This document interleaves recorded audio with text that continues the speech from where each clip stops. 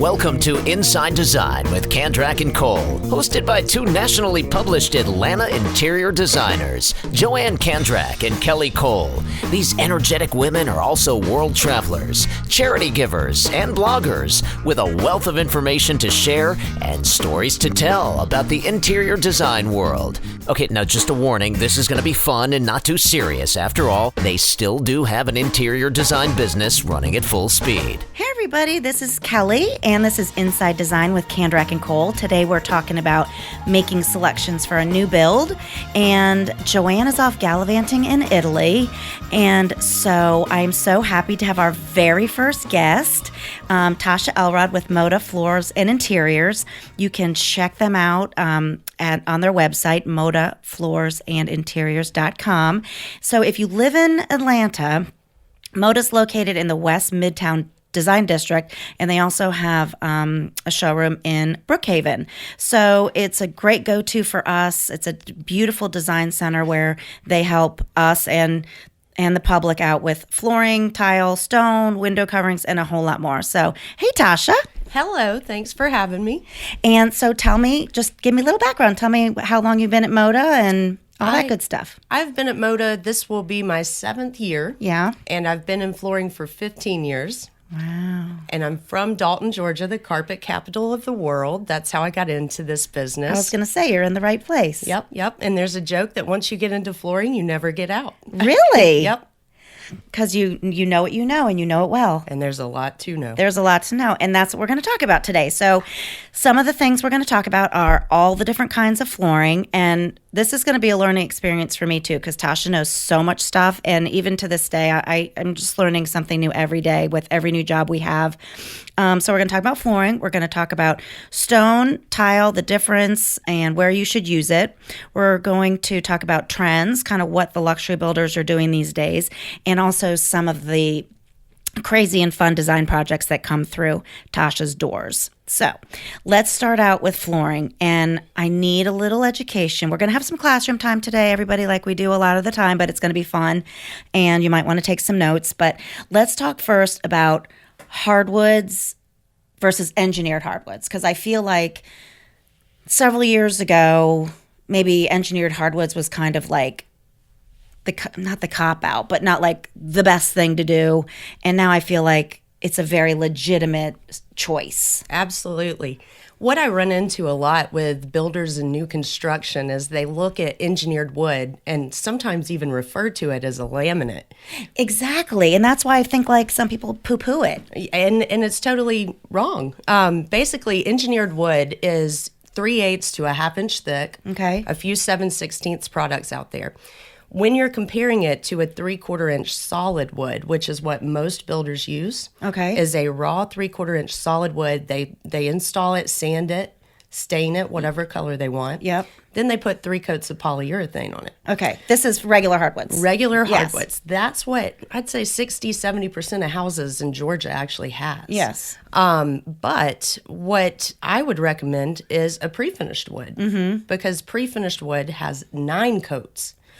I didn't realize that. You're never going to get the same durability from a site-finished wood as you will a pre-finished wood unless you step up to like a commercial grade polyurethane. Okay. Most flooring people in Georgia don't even offer that. Yeah. Moda is one that does, and it's called Bona Traffic HD.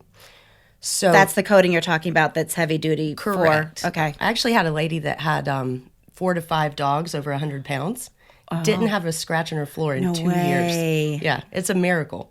And I love like all the different, like in my house, I have pre-finished hardwoods. I'd never had them before. And I have the 3/5 set, 3-inch, 5-inch, 7-inch wide planks that vary. And I love it. It's a great look. Yeah. So talk to me about the species of woods, because I get so overwhelmed, like oak, hickory, maple. I'm like, and the prices all vary, and I don't know which is better or.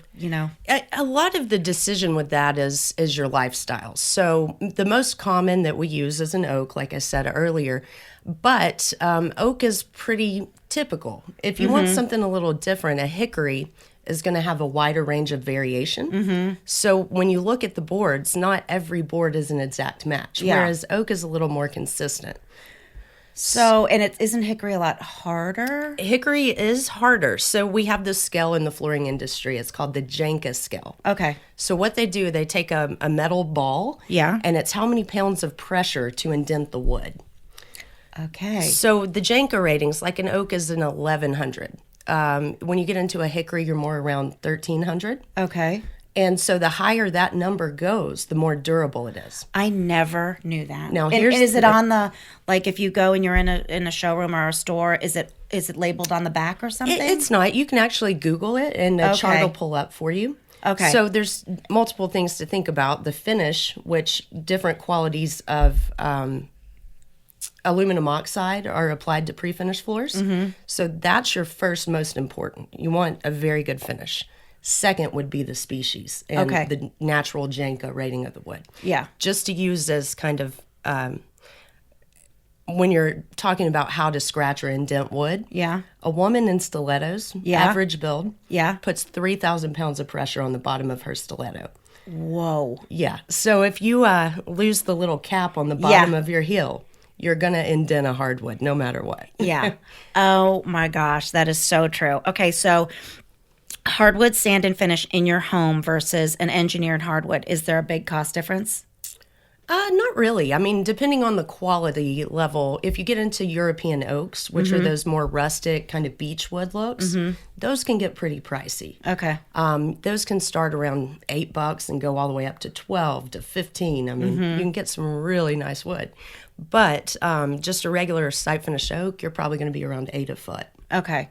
So now, of course, if you are on a first floor and are in a basement, you've got to do the engineered hardwood, correct? I have this argument often in my line of work. So if you are on concrete, you have to do an engineered wood. Okay. If you don't, you're going to have issues with cupping.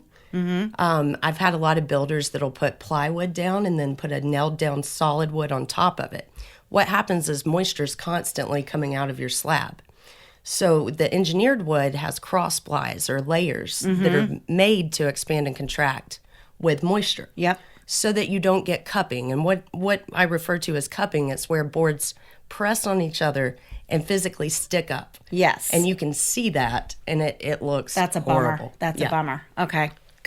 Good stuff. So I'm also hearing, and we've done this with one job, and our clients were really happy, but this trend towards luxury vinyl. So give me some classroom talk on that. I think luxury vinyl is God's gift to flooring. Really? Yes. And there's actually two different types that we can talk about. So there is a floating floor called a waterproof core.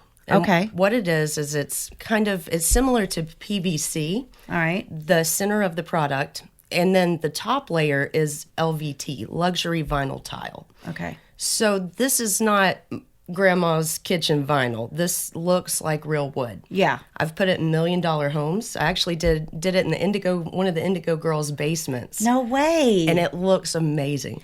So it's waterproof. Now, if you have a major flood, you're going to be screwed. Yeah, pretty much. But talking about kids and pets, and the woman in the stilettos, not going to hurt this floor. Okay.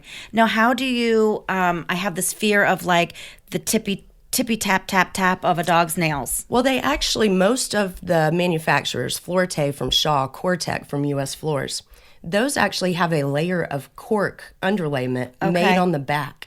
That's your sound absorbing part. Okay. So it's really not an issue. If the floor is leveled correctly, which this is an expense homeowners need to think about. If you're over concrete, you're probably going to need some leveling because no slab is perfect. Yeah. That's where you get the hollow tapping sound. Now, can LVT be installed over top of stuff? It can. Actually, I have a job right now that we're doing it over, homeowner did a Mexican tile in the whole basement. It's orange, it's red. Yeah. We hate that. Yeah. That's not the trend. Yeah. So we're going over it with LVT, floating floor So that's a tank. huge cost savings. Oh, man. All day. You're saving You're not $4 ripping a up that foot. stuff. Yeah. And it still installs okay and doesn't look funny. Sometimes You can't tell. If you have a tile that has a really deep grout joint, you have to do some prep work and fill that in. Yeah. But for the most part, you can't even tell. Yeah. So now we recently finished up the Hilton Head job that we keep talking about, and we also did a job around Christmas time in this massive house outside of Chattanooga, and we weren't involved in the selections. They were already done, but when we came in, they had the hardwood, it's stone, because one of the houses was on a lake and one's obviously on the ocean, that looked just like hardwoods, but it's stone. Porcelain, right? I guess. Okay. So the difference between porcelain and stone. Yes, porcelain. Porcelain is man-made. Yeah. And then stone is literally quarried from the earth. Yes. That's why you're So, here, because yeah. I still get overwhelmed with this stuff. But it looked so good. Is that something you're seeing a lot of? I did do that in basements a lot, but the waterproof core and the LVTs kind of knocked that out because Really? the install is half price. Yeah. So I like tile. Tile's durable, but tile is also very cold. Yeah. When I do full spaces like that, I recommend doing in-floor heating as well. Okay. And in-floor heating really isn't that expensive. It's not, and it doesn't Yeah. run the power bill up. Yeah. Much more than a light bulb. Okay. Well, so since we're talking about tile, and I totally mess that up, which I do all the time, let's talk about stone, natural stone versus man-made tile, and what can be used where. Okay. You can actually put natural stone or porcelain pretty much anywhere. What you want to be careful with is high traffic, families that do a lot of cooking. Mm-hmm. If you're hosting a lot of parties, spilling a bunch of wine, you don't really want to do too much natural stone. Natural stone has a pretty big amount of maintenance. Mm-hmm. You have to seal it every year because it is very porous. And so what are some examples of natural stone that people like, is that, like, I don't know if people are still using travertine or. We don't really do as much travertine these days because the gray trend is so present. What we see the most of is white and gray marbles. Okay. Your Carreras, things like that. Yeah. I am not a huge fan. First off, we can get a very similar look with a nice porcelain, and you never have to worry about maintenance again. Once it's in, it's done. Yeah.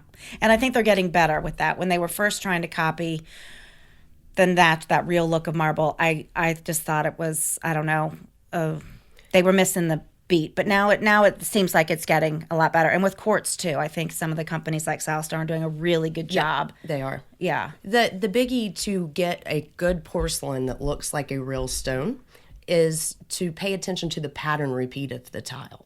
Okay. So when they first came out, we only had 3 or 4 patterns within a series of tile. Now I have tiles that have up to 40 different patterns. So you never really see that same pattern, or you don't notice it as much because the variation's so high. So now when we were recently working on a really big job here in Atlanta with Tasha, and there's some, like, I picked out this one tile and you were like, can't use that on the floor, but we can put it on the wall. Yep. So what makes something not work on a floor versus...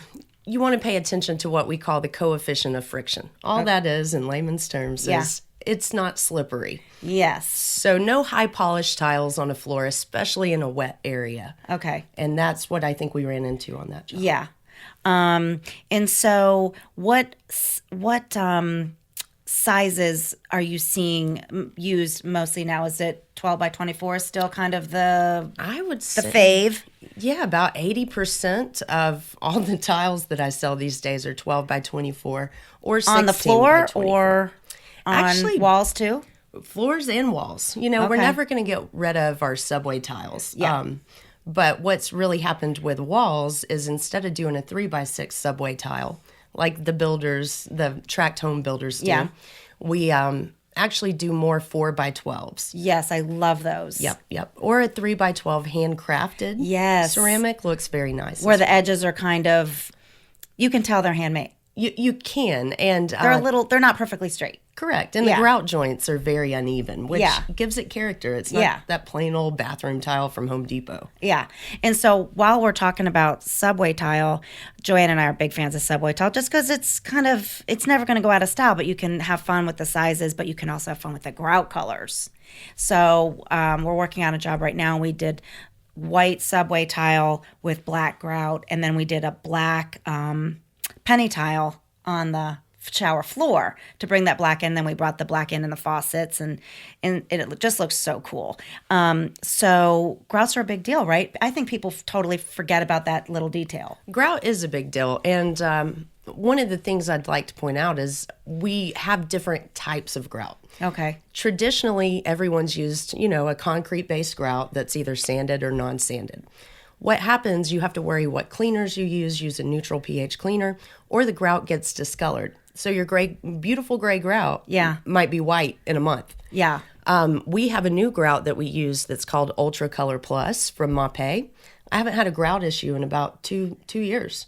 That's awesome. So make the effort. Spend the extra $16 on the grout. It'll go a long, long way. Yeah. But if you weren't working with somebody knowledgeable like you, or you were kind of doing it on your own, or you were going to your local place, you wouldn't know that. No. Yeah. You got to pick a professional for sure.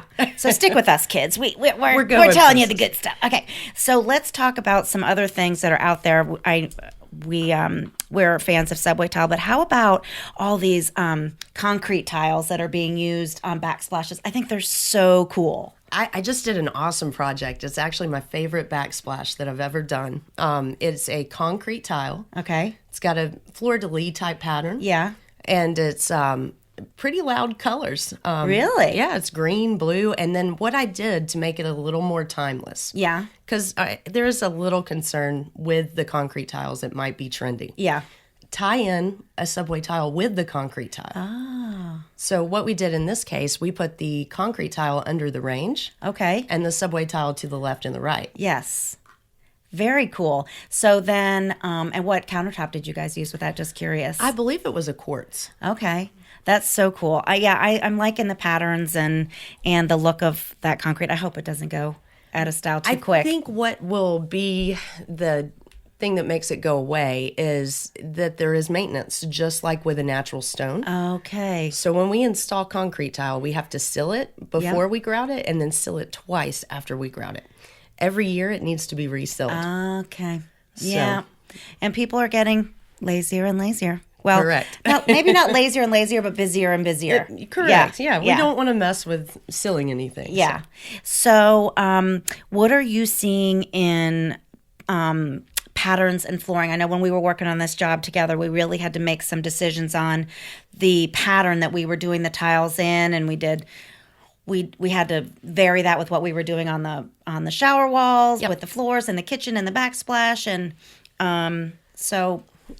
I like to mix it up. I think that's how you make a home look really custom, is in the layout. Yeah. So 1/3 brick is our most popular. The reason for that is the 12 by 24 tiles cannot be laid on a half brick. And what does brick that mean? 1/3 half brick. Basically, what it's referring to is the tile next to it.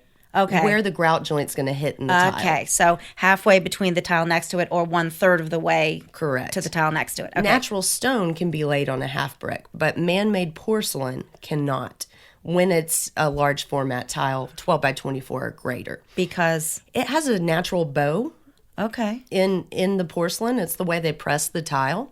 So if you do a half brick, chances are you're going to have what we call lippage, where one tile sticks up higher than the other. Who knew? And that's a trip hazard. So yeah. See, I would never know that in a gazillion years. So are you doing a lot of herringbone? Because I think that's super cool. I am. And I would actually caution a little bit in overdoing the herringbone. Yeah. I would pick 1 to 2 places in your home. Yeah, well, too much of a good thing is always not a good thing. Correct. Yeah. Yeah, but I really love that, especially with marble, if you can fit that in somewhere. Yep. I just think it's so beautiful. We do it with brick-looking porcelain tiles. Oh. And it's really a cool look. Okay. Yeah, very cool. So how about colors of cabinets? Since we're pulling this all together in kitchens and baths, are you doing any wood colors? Or are you having fun with paint colors? Mostly keeping the cabinets neutral. Off-whites, whites. I've had a few light gray cabinets that have worked out really well. But for the most part, we don't see those wood cabinets anymore. Even in the really big luxury homes? Not really. Really? No, That's so interesting. Because I think people, well, it probably depends on where you are in the country. Here in Atlanta, this is all the stuff we're doing here. If you're listening in California, you may be like, that's not what we're doing here. But yeah, like my cabinets are dark gray, and I absolutely love them. I've got quartzite marble countertops, and the backsplashes, those they look like bubbles, and it's parts of it's black, tan, and white. So it's black granite, white marble, and I don't know what that tan is. It's probably, I don't know, travertine, or it's a natural stone of some kind. Yeah. So the dark gray looks good, but are you seeing any colors? Like, if you're gonna have fun with color concerning tile, the backsplash is the place to do it. Yeah. Then it looks like art yes, instead I of. totally agree. Yeah. Yeah, I'm one too. I think these, these are investment things we're talking about, and I want to do it right and do it really well. And so I'm not going to play it safe, but just be smart with, if we're going to go have some fun somewhere, do it in a smaller area, like a backsplash or a shower niche or a shower floor or something like that. So have you, you do all kinds of projects all over Atlanta, high and low. Have you had some crazy stuff lately, or anything super fun you want to tell everybody about? Oh, I've had some. So I had a challenge with a homeowner in Decatur recently. She loves color. Yeah. But it was to the point that it was very loud. Yeah. And somehow we pulled off a zigzag herringbone backsplash with 4 bright colors. No way. In her kitchen? Yes, and it's awesome. I'll share the picture with you guys, but it's purple, blue, kind of aqua color, and then a dark gray. No way. Yeah. And it looked good. It did. And my whole concern was whether it was going to flow with the rest of the house that we did. We actually had a similar color in a vertical niche that went floor to ceiling in the master bathroom. Okay. This is where she puts her shampoo and stuff. Yeah. It tied everything together. It doesn't look out of place now. Oh, that's so cool. Yeah. So do you get people in the showroom that just want like total vanilla, and you're like, oh my God, no, you got it. Let's have a little fun here, people. I do. And it happens often, but I'll say kind of the trend that I'm seeing right now is less of the accents and less of the colors. And they're doing that more with accessories like towels and things. Yeah. I just did a job in Indian Hills where the homeowner did very neutral colored tiles, but we did a herringbone pattern in the 12 by 24 on the floor. Yep. And it pulled off, even though it was very subtle, and you might say vanilla. Yeah. It was kind of a greasy beige. Yeah. It worked. Yeah. Well, I would say, I mean, and I love all neutral, but it's yes, you gotta get that texture in there and that mix of veining and textures in there. But things like the herringbone, I mean, see, that's a bathroom that's going to last and last and last. It and will. she can go crazy with her artwork or her bedding or towels or whatever. Yeah. So anything else that has come in that you were like, oh no? Not for the most part. We can. You get to do some pretty fun stuff in all these big houses. Oh, we do. We can typically, dial it down or dial it up. Yeah. Most homeowners are open once you show them. Yeah. Well, I really recommend going to a place like Moda and working with somebody like Tasha, because let me tell you what, Joanne and I are pretty savvy. We've been doing this a long time. We make selections for new builds, renovations all over town, and I'm still learning stuff. And when we went to work with Tasha, she had all the builder's plans, and she was really guiding us, like, here's the room, here's the decision we need to make right now. This is bathroom wall, bathroom floor, bathroom niche. Okay, we've only got this amount of space, here's the budget. And it helped Joanne and I so much. And we would pick out something, of course, that was super expensive, and she would say, let's go over this way. Let me show you that look in a lesser price. And I was so grateful. The builder was thrilled because we hit the budget number, which was a miracle. And so I'm all for do-it-yourselfers if you're talented that way, but really this is investment stuff, guys, and this is really pricey. So I would lean towards somebody like Tasha, which leads me into our quote of the day. Ready? Here we go. Buy the best and you'll only cry once by Miles Red. One of my favorite quotes of all time, and I think it applies to what we've been talking about today. So I really appreciate you coming and standing in for Joanne and being our very first guest. Well, thanks for having me. It was fun. I think we could just talk and talk because the information and the details is so much and so important. We definitely could. Yeah, well, I appreciate it. So, okay, Joanne won't be back until next week, but she'll be here for our next one, which is Tricks of the Trade Part 2, because when we were talking to y'all about that, we ran out of time and we had so much good stuff to talk about. So that's next week. So thanks for joining us, everybody. Thank you, Tasha. Thank you. And we'll see you next week. Bye. Bye. Join Joanne and Kelly weekly for a lively conversation about trends, travels to industry events, current design projects, the good, the bad, and the ugly, do's and don'ts, product recommendations, and more. Be sure to follow the fun on Facebook. They're on Instagram at Kandrak Cole, and of course, you've got to visit them online at kandrak-cole.com for more information.